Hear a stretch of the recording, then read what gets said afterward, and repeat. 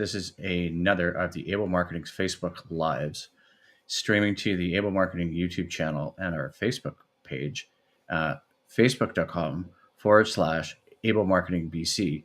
And I'm really happy to have Chasen Mushiana with me here today from Beazy Marketing. Chasen, how are you? I'm doing great, Ben. Thanks for having me today.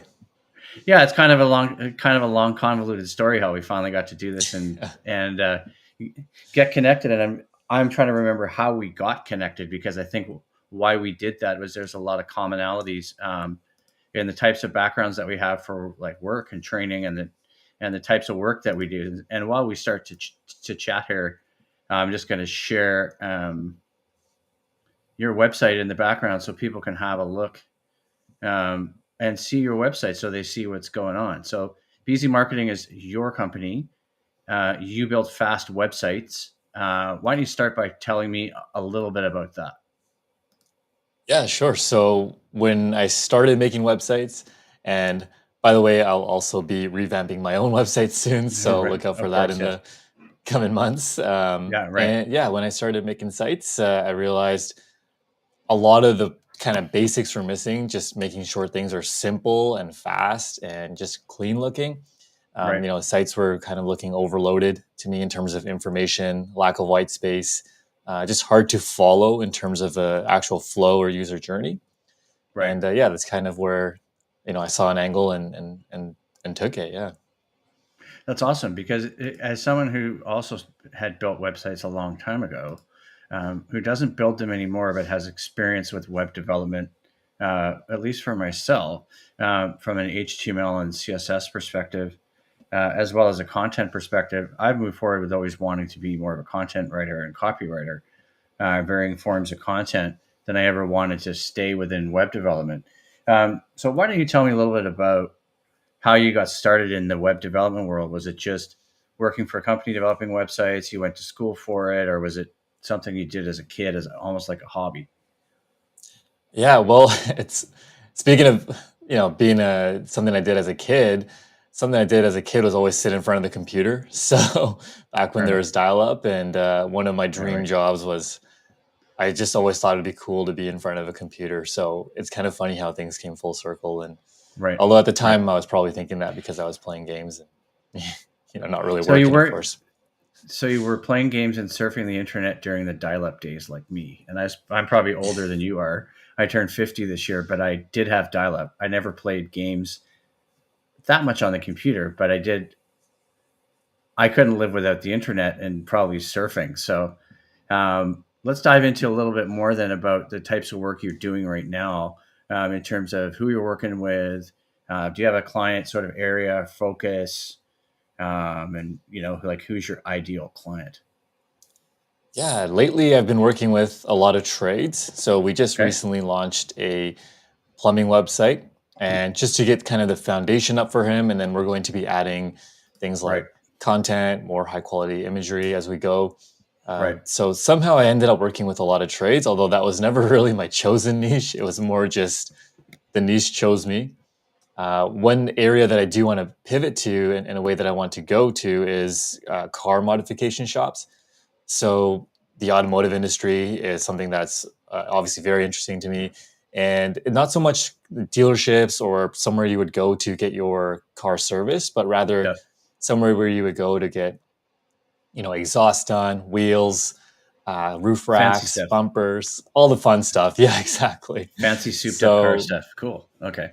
yeah, and then that's so Um, me kind of combining some of my passions and right. trying to pivot that way is actually something I'm very recently working on. So Yeah, and that's a good question because I think as someone who's helped a tradesperson with marketing in the past and explored that as an option and a way to work with people in trades because I felt like they needed marketing. I think one of the biggest things I discovered with trades was they felt like they didn't need it because they were getting consistent work or the industry they were in was busy or they had 3 months of clients lined up. So they didn't really need to worry about marketing their business. So, how do you think that's different from what you've experienced?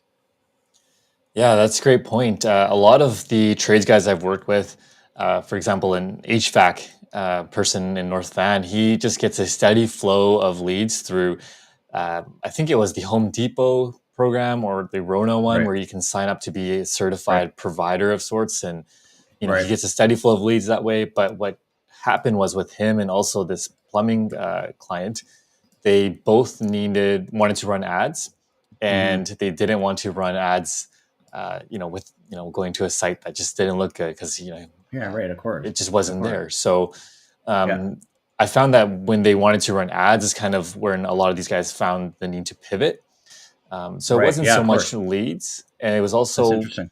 just yeah, it was also like running leads for, or sorry, running ads to get leads that are of higher quality or bigger size jobs. And an electrician we did a website for, he wanted to go into more commercial size projects. So it really depends on what they're looking for. But yeah, what I found is it comes down to when somebody needs to run ads or wants to run ads, and they're thinking, oh, like I literally don't have a choice. I need to bolster my website, make sure it looks good, or Yeah. they're trying to get away from doing kind of the smaller jobs and into the bigger ones. That's really interesting because what I did when I helped a tradesperson with marketing was one of the things I did was look at a lot of tradespeople's ads on Facebook. And one of the things that I came to realize was you're right. They'd run an ad, but the way the ad was run wasn't great. And if you think about it in terms of what people now so obsessively call the funnel, in order to get Mhm. somebody from the ad through the funnel, you'd look at the steps in the funnel, and as a marketer and a content writer, and you probably have seen it too, and my own website experience, you're like, well, you've got an ad running, but you have a terrible way for collecting leads, and like a terrible way for building a funnel. Like your ad goes to a Facebook page, so then what? Like it's not clearly spelled out for me that when you take me from your Facebook ad and I look on Facebook and I need a tradesperson to do electrical work, say in my house or in my business, it's not really easy for the person going through the funnel. Does that make sense? Absolutely, yeah. And a lot of times I find that's just when somebody is trying to run an ad themselves, Yeah. or they hire somebody who might be a specialist in just getting ads up and not the Yeah. entirety of the funnel. So they don't understand kind of the whole flow of, getting Yeah. someone to actually click in, and then from there, follow the steps to your desired call to action or CTA. Whether signing up for a newsletter or submitting or giving you a call, what have you. But yeah, if you're landing on a site or like a Facebook page and you're just left Yeah. there thinking, oh, Yeah. what do I do? It's yeah, it's definitely not a good use of marketing dollars. So that's for sure. Yeah, and that's why I think it's so valuable to talk to you because you've experienced that like I've experienced it. You've done it as just somebody who's curious or who's done marketing, and that's why I think a guy like you is so valuable because you're helping people build their online presence. And I mean, I've been tinkering and playing with websites for like 25 years, even though I'm not a true developer.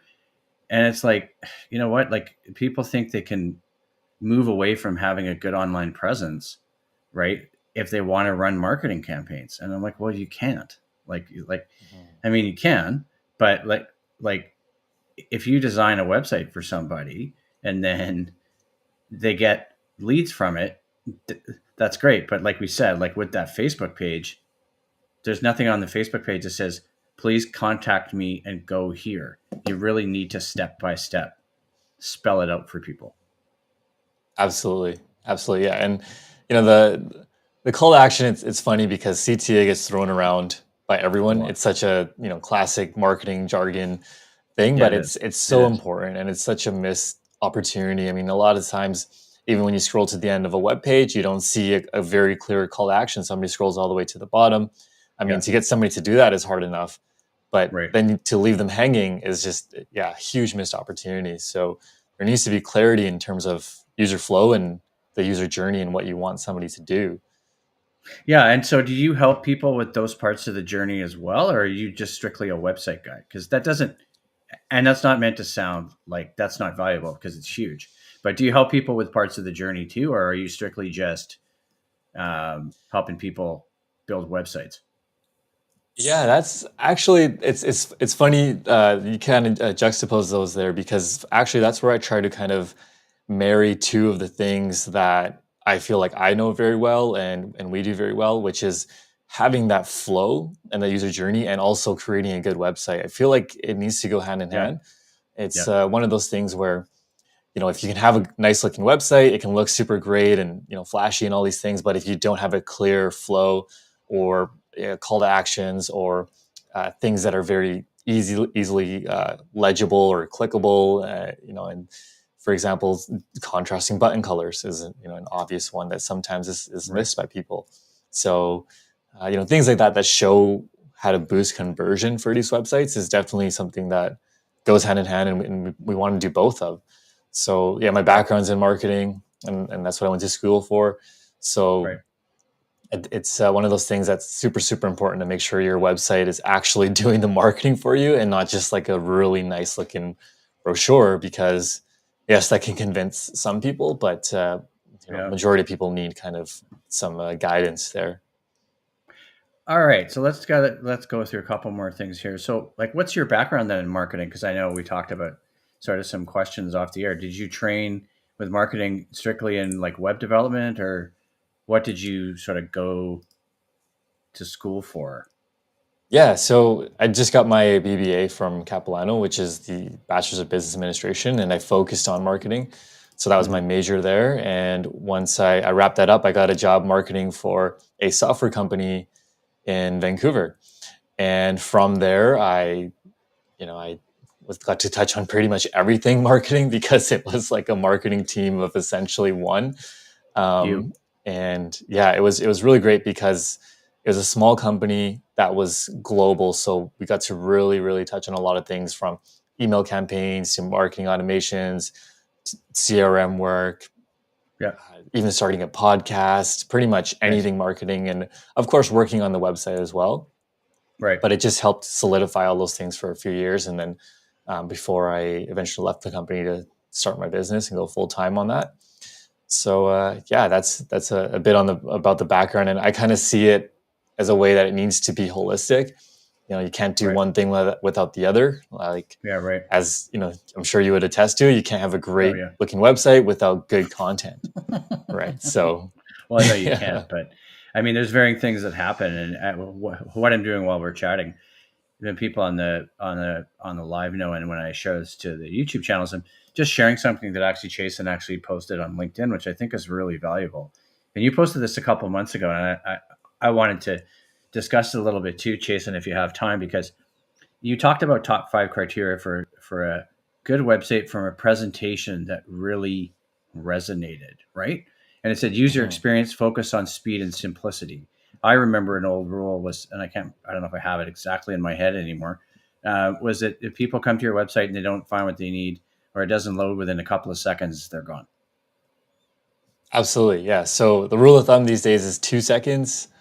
And although that's pretty quick, I mean, we just got to kind of, take a step back and look at our own browsing habits, right? If something's taking too long to load, how many times have we clicked off? And you can get away with 3 seconds, and that's kind of really pushing it. But that's if you don't have an e-commerce brand. And yeah, so 2 seconds is the rule of thumb there. Interesting. And I'm going to do a couple more things in this post because I think because I shouldn't say I think I know how valuable this is. You talked about user interface. Clarity is key. What can you tell me about that? Yeah, I guess in simplest terms, that's just giving people what they want in a very Hmm. obvious way. And it's not like, for example, you land on a health clinic's website and you're just trying to book an appointment. The Yeah. last thing you want to see above the fold, which is just jargon for what loads first before you start scrolling, Yeah. is, oh, here's our latest blog post, or here's our latest hire, and we have this promo going on, or whatever's going on. I mean, all you want to see is, oh, I can book my appointment here, and I can click here to book, and that's pretty much it. You want to be booking your massage and be done with it.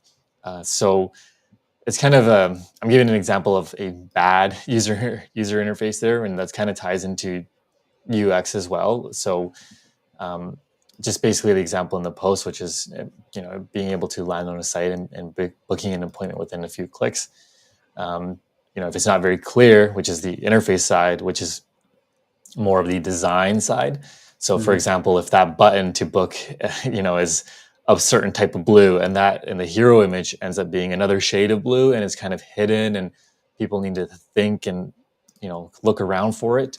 It's actually been shown to lower conversion, and yeah, which is definitely not good. And especially when you have repeat clients, you want to make it easy for them.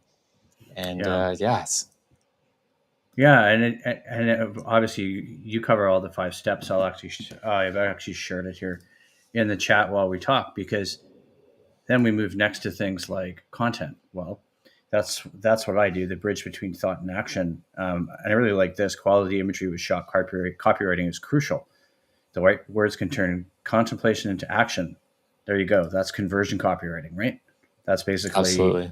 right. That's basically getting people to move through the website and complete the desired actions that you want to. And I can imagine that if you were to have somebody in trades, not that these aren't smart people, but you tell them all that kind of stuff rather than keeping it simple for them, they'd be just like, what? You know? Right. And it's, Yeah. that's Oh, why a post like that from you is so valuable, right? Because I've talked to trades about the work they do, and they're like, well, yeah, this is how we do electrical work. And I'm like, hmm. Like, it's like, okay, yeah. whatever mechanical contracting is, right? When they tell you Yeah. something. So it must be an interesting challenge for you too. A couple other things Yeah. for you. It's Yeah, go ahead. Go sure. ahead. Oh, I was gonna say, you know what? Most actually, everyone pretty much seems to get it in terms of, hey, you need good writing on your site, and Mhm. most of the times I can explain it, and most people see the value in it. Right. And yeah, it's I was kind of laughing at you're saying when an electrician or someone is explaining what they do, and yeah, it definitely just goes right over my head. I mean, it's Same one with of those me, things right? where, Like it's, yeah, and it's like I've tried to help them understand funnels, and they're like, "What?" They're like, "What does that mean?" I'm like, "Well, it's just like a buyer's journey. Like when someone comes to your website and they want to buy from you, like how many times they come and what are they looking for and why did they pick you, and maybe it's a referral, or maybe they know somebody who's had work done by you, or et cetera, et cetera, et cetera, right?" mhm. And so I got a couple more questions for you, because I'm not going to take this too long. So when you're working with a new client, how do you get started with them? Yeah, that's a great question. So when we first get started, what I look for before we do anything is just to see if we're a good fit. So if I'm a good fit for them and they're a good fit for our company in the sense that what are they trying to achieve?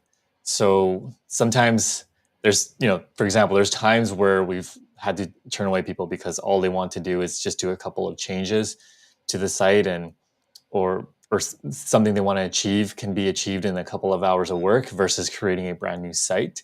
Right. And sometimes somebody might want something that's kind of like a world class website to compete with, let's just say Lululemon, for example, at a budget that is not there. And that's one of the other things that we have to do, whereas that's the other end of the spectrum where things are what they want is not achievable within that budget. So really, it's just one of those things to just have a conversation, uncover what their actual problems are, and yeah, depending on that, they can either go with us or not. Because sometimes, again, it's not website related, so that's kind of where we touched on earlier, having the marketing background and all that plays into this. Right. Is because sometimes it's like, well, you can just get some better content on your site because the site actually looks good, or talk to someone like yourself for that, or even just go you just need to optimize your ads.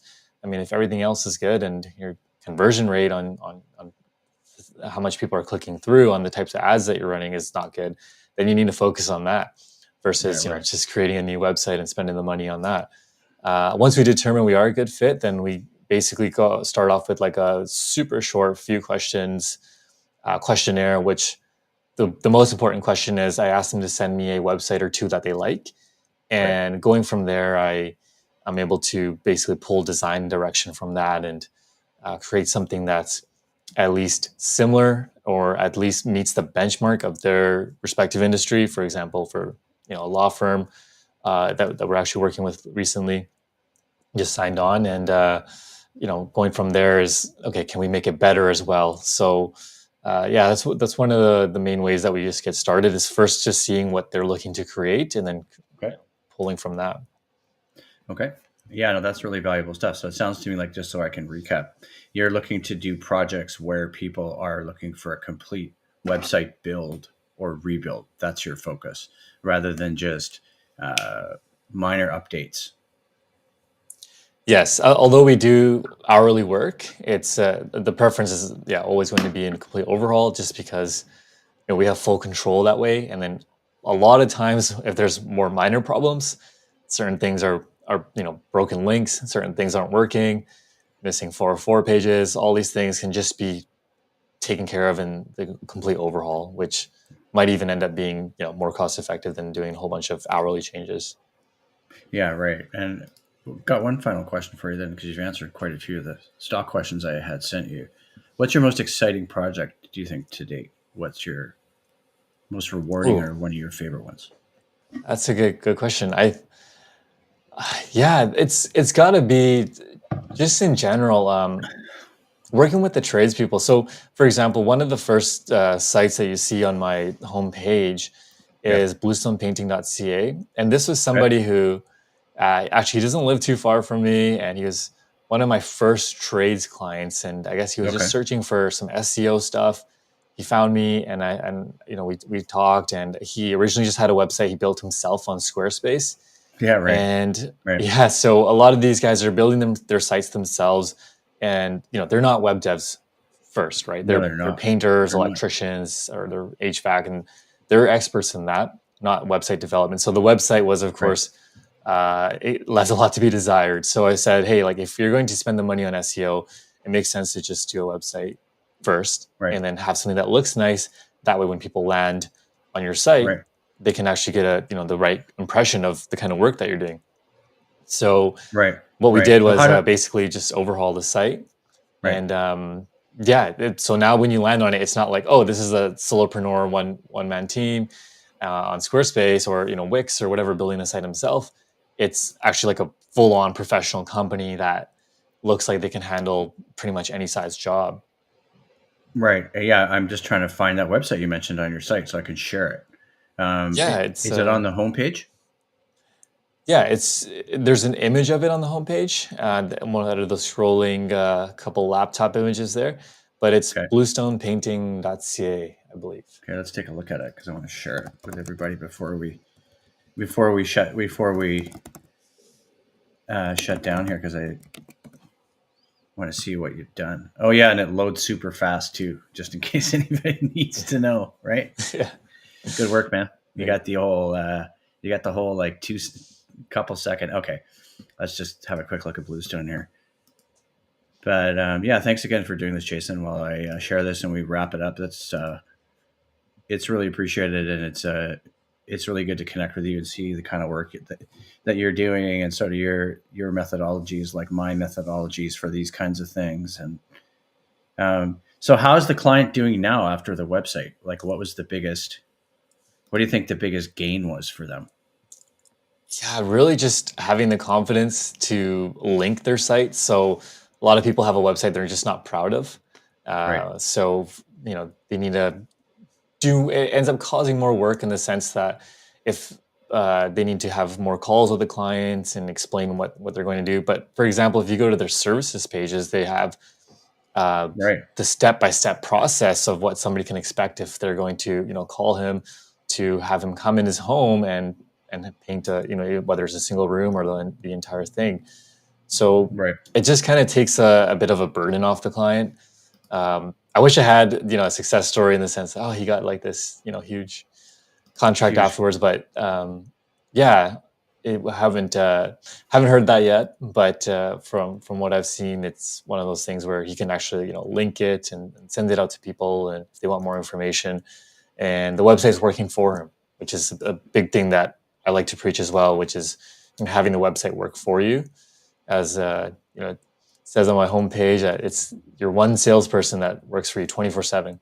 So Well, that's true, right? People yeah, say that when they have their online business, or their online business is always open. And when you're a small absolutely. business like that, and you, like we've discussed, you've tried to do things like, um, you know, run ad campaigns and it doesn't work, and you blame the person doing the ads. But it's like people running the ads often, they're just doing their job. The other parts of the funnel, or your website, or where people are being directed to, often doesn't have anything to do with the ads person, right? It's your online presence, and it starts with your .ca or .com domain name. So you're providing a really valuable service here, and some really great work for small business clients. And you really have to applaud them too, because they've taken that step, right, where they've said, okay, I, I need to have an online presence where I can make myself look like the professional that I am when I do the work, but you don't see that translated into my marketing. Absolutely. Yeah, that's actually another super key piece too is the congruency between how you are offline and then how you are online. So you can, be the best electrician or the best painter and show up and do an amazing job and, That's right. clean up your mess and then get out and bill fairly and, do all the things right. But if your website looks dated Yeah. or anything is going on with it, that's not professional looking. It's that trust doesn't come through and that credibility doesn't come through online then. And these days everyone checks out. Most of the times when you're looking for a service, you're looking on Google, and where do you go Yep. from there? Usually on the person's website, right, to get a look at the kind of work that they've done before. Yeah. Okay. Well, thanks for your time, Jason. Let's wrap it up there. We'll talk to everyone soon. Feel free to check out Chasen's website. It's https://beazymarketing.com. Client example was bluestonepainting.ca, which I've shared in the chat. And we'll talk to everyone soon.